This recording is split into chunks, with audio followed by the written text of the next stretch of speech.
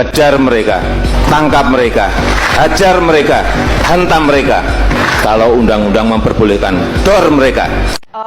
Rekaman percakapan conference call yang menggambarkan bagaimana detik-detik saat penembakan terjadi di peristiwa malam 7 Desember itu.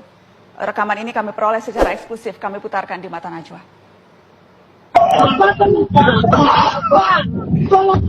Kiri ya?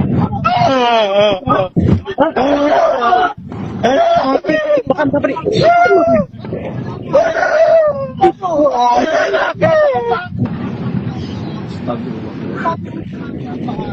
Itu kenapa dia?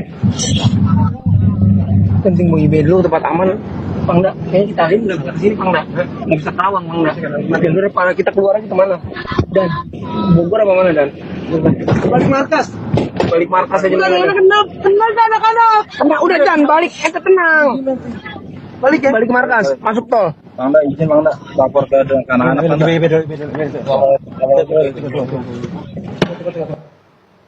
Pemerintah berkomitmen untuk menegakkan, menuntaskan dan menyelesaikan pelanggaran HAM berat dengan mengedepankan prinsip-prinsip keadilan bagi korban dan keadilan bagi yang diduga menjadi pelaku HAM berat.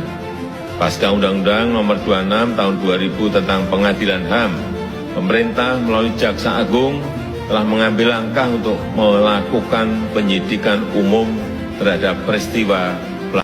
Dan semoga Allah Subhanahu wa Ta'ala menghancurkan sehancur-hancurnya para pelaku pembantaian 6 syuhada pengawal kami dan yang memerintahkannya, serta para aktor intelektualnya juga yang merestuinya, dan semua yang terlibat dalam pembantaian sadis dan brutal tersebut secara langsung maupun tidak langsung.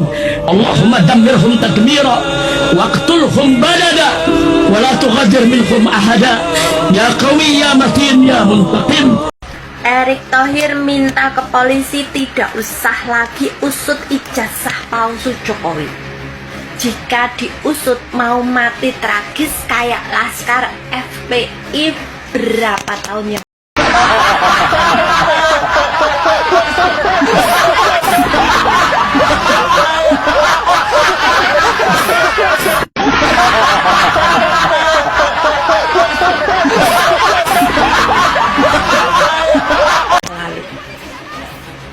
Yang pertama, si Erick Thohir ini adalah cecunguknya Jokowi.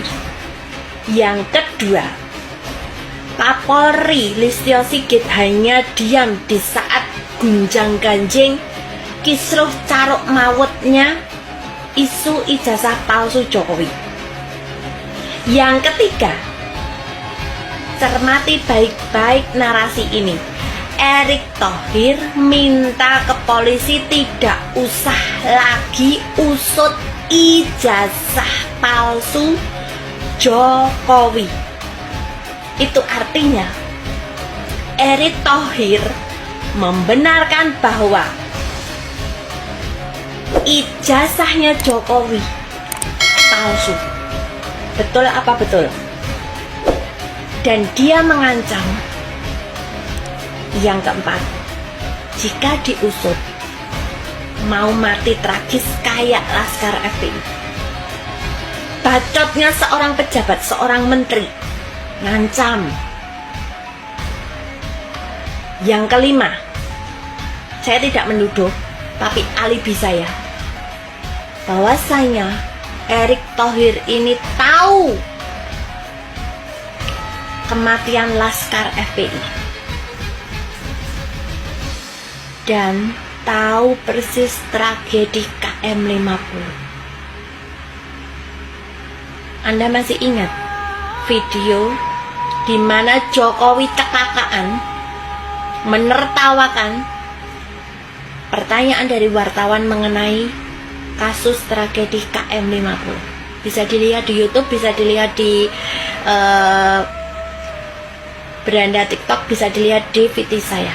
Ada gimana sakitnya melihat video Jokowi menertawakan pertanyaan dari wartawan mengenai tragedi KM 50. Dia tidak memikirkan nyawa rakyat, dia tidak memikirkan nasib keluarga yang ditinggalkan almarhum dalam tragedi KM Lima. Dan si Erick Thohir berani ngebacok, mengancam. Logis nggak ini Pak Prabowo Subianto? 6 nyawa anak manusia sudah tidak bisa kembali lagi kepada keluarganya. Pak Prabowo buka lagi kasus ini Pak. 6 nyawa anak manusia dengan secara membabi buta dibantai dan sempat dituduh sebagai pelaku, sempat tersangka. Dan 2 polisi yang menjadi terdakwa itu divonis lepas.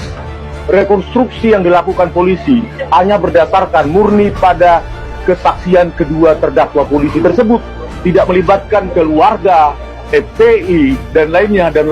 Saya meminta Pak Prabowo Subianto, buka lagi kasus ini, tangkap itu Fadil Imran dan siapa itu dirkrimumnya itu. Dan Pak Modric itu melihat bahwa Jokowi itu tidak senang dengan agama. Oh, Tidak senang agama, terutama kepada Islam.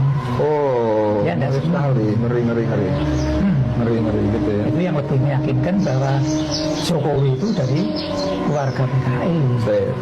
Bapaknya itu kader, ibunya Gerwani. Dong ngeri sekali. Gitu ya. Di bukunya undercover kan banyak yang apa itu? Hari Senin besok kita buat saja laporan polisi kepada Joko Widodo yang belum pernah dilakukan oleh siapapun, melaporkan mantan presiden ini ke polisi sebagai bentuk adanya tindak pidana. Cerita semua tadi termasuk yang terakhir Munarman itu kan cerita membuktikan adanya tindak pidana, bahkan termasuk klasifikasi pelanggaran HAM berat. Hukumannya itu hukuman mati. Kan sangat elok kalau kita besok Senin rame-rame, karena ini pidana bukan perdata. Kalau perdata perlu prinsipal.